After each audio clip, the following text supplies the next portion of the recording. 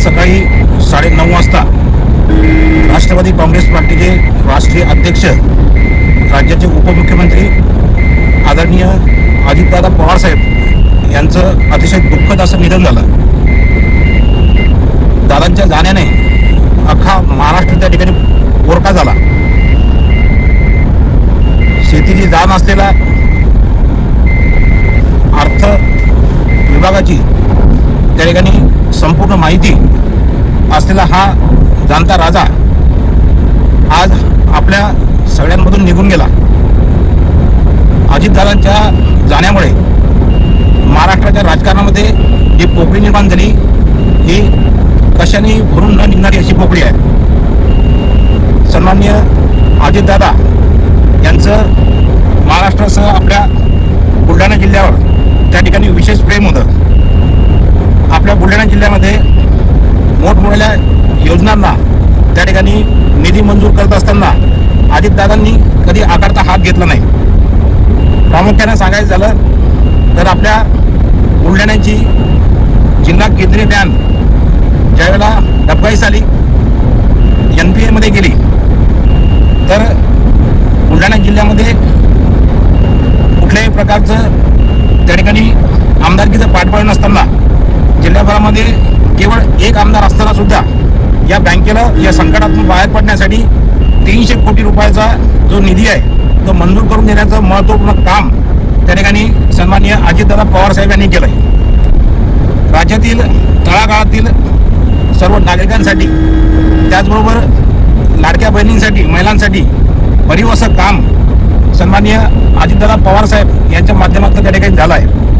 लाडकी बहीण योजनेच्या माध्यमातून 3,960 कोटी रुपयाचा निधी दरवर्षी उभा करताना अर्थ खातं दादांकडे असताना त्या ठिकाणी त्यांना ही निधी लाडक्या बहिणींना देताना तारेवरची कसरत त्या ठिकाणी करावी लागली.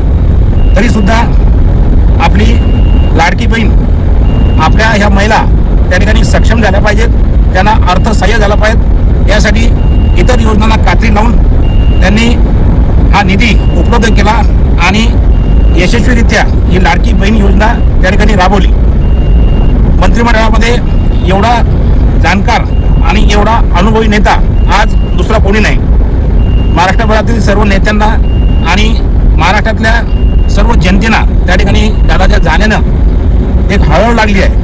प्रत्येकाच्या मनामध्ये दादा एवढ्या लवकर जायला नको होते हीच भावना त्या ठिकाणी आहे. उद्या 11 वाजता अजितदादांचं मूळ गाव काटेवाडी या ठिकाणी अजितदादांचा अंतिम संस्कार त्या ठिकाणी केले जाणार आहे. तत्पूर्वी अंतिम दर्शनासाठी अजितदादांचं पार्थिव हे काटेवाडी या ठिकाणी ठेवण्यात येणार आहे. आम्ही मेहकर या ठिकाणाहून काटेवाडीकडे निघालो आहोत. रात्री उशिरा त्या ठिकाणी काटेवाडीला आम्ही पोहोचणार आहोत. दादांचं अंतिम दर्शन घेण्यासाठी आम्ही काटेवाडी या ठिकाणी जात आहोत. बुलढाणा जिल्ह्यामध्ये राष्ट्रवादी काँग्रेस पार्टी, अजित पवार या पक्षामध्ये काम करणाऱ्या सर्वच कार्यकर्त्यांना, नेत्यांना त्या ठिकाणी अतीव असं दुःख दादाच्या जाण्यामुळे झालं आहे. मागील विधानसभेच्या निवडणुकीपासून दादांना भेटण्याचा योग त्या ठिकाणी अनेक वेळा आम्हाला आला. आवर्जून सांगावंसं वाटते की सन्माननीय अजितदादा हे राज्याचे 6 वेळा उपमुख्यमंत्री राहिलेले अजितदादा हे आम्हाला त्या ठिकाणी नावानिशी ओळखायचे. कारण या मागील 1 वर्षात अनेक वेळा अजितदादांचा आणि आमचा भेटण्याचा योग आला आणि सातत्यानं भेटत असल्यामुळे आमची नावं त्या ठिकाणी दादांच्या तोंडपाठ होते. आम्ही ज्यावेळेला दादांना ज्या वेळेला भेटायचो त्यावेळेला नावानिशी ते आम्हाला हाक मारायचे. ही आमच्यासाठी एक अभिमानाची बाब आहे. आज माझ्यासोबत माझे मित्र संतोष भांबे पाटील आहेत.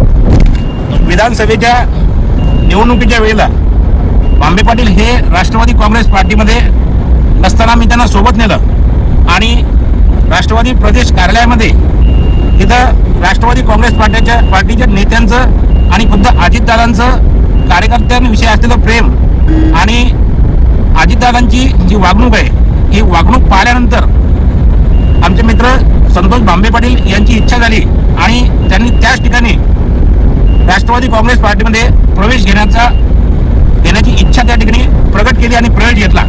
तेव्हापासून संतोष भांबे पाटील हे आमच्या सोबत आहेत. पक्षानं त्यांना मेहकर तालुका अध्यक्ष राष्ट्रवादी ओबीसी सेल हे पद त्या ठिकाणी दिलेलं आहे. त्या माध्यमातून ते राष्ट्रवादी काँग्रेस पार्टीमध्ये सक्रिय सहभाग घेत आहेत. माझ्यासोबत आमचे बंधू माधवराव पाटील हे सुद्धा आहेत आणि शिवसेना शिंदे गटात असून सुद्धा सन्माननीय अजितदादा यांच्या व्यक्तिमत्वाला प्रभावित झालेले आमचे मित्र राजकुमार जाधव हे सुद्धा आज आमच्या सोबत आहेत. अत्यंत दुःखद अशा वातावरणामध्ये आणि दुःखद अशा अंतकरणाने अजितदादांचं अंतिम दर्शन घेण्यासाठी आम्ही काटेवाडी या ठिकाणी जात आहोत.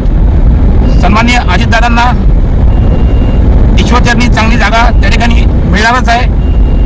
त्यांना चांगली जागा मिळो अशी संत गजानन महाराजांच्या चरणी आम्ही त्या ठिकाणी प्रार्थना करतो आणि यानंतरही सन्माननीय अजितदादांचे विचार घेऊन त्यांनी सर्वसामान्य कार्यकर्त्यांना घेऊन चालण्याची जी काही शिकवण आम्हाला राष्ट्रवादी काँग्रेस पार्टीच्या सर्व कार्यकर्त्यांना त्या ठिकाणी दिलेली आहे.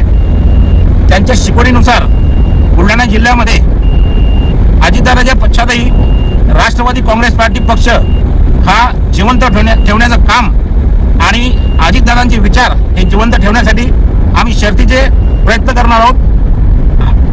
बुलढाणा जिल्ह्यातील सर्व राष्ट्रवादी काँग्रेस पार्टीच्या कार्यकर्त्यांकडून तसेच मेहकर तालुक्यातील सर्व नागरिकांच्या वतीने मी राष्ट्रवादी काँग्रेस पार्टीचा जिल्हा महासचिव या नात्याने सर्वांच्या वतीने अजितदादांना भावपूर्ण अशी श्रद्धांजली अर्पण करतो. धन्यवाद.